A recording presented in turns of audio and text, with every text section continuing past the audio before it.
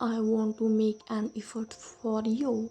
My dear love, you can never be replaced by anyone in the whole world because there is no one like you.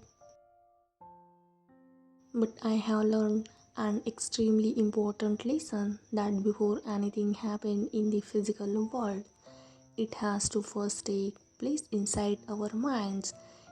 If there are any inhibitions or blocks between us, they have got nothing to do with your identity.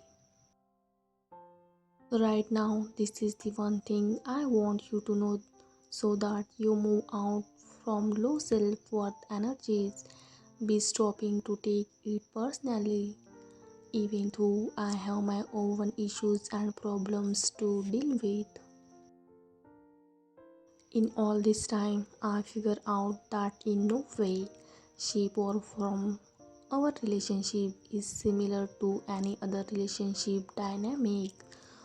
So we need to put in a different kind of work into it, or else we will never get free from karmic entanglements.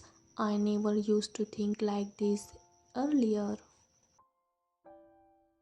This emotional and rational side of me was hidden under wraps, and it was our love that had awakened it.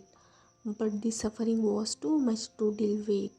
Our suffering and peace and lives programming got connected with each other somehow, and it was God's plan, which happened for a reason too.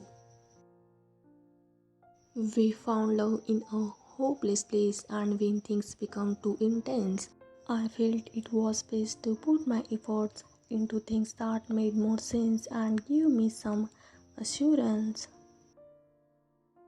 So much emotional intensity was not my cup of tea at that time. I look for answers. Don't take this wrong, but please try to understand it from my perspective. Continuing the relationship with you become a reason for my suffering, and back then I could not handle it with strength logic. In my life there was only black and white but no gray areas, and I had to learn it through my own experience. I was searching for peace and happiness. I did not occur to me that I could be going through a phase of spiritual awakening, and that made me run even more.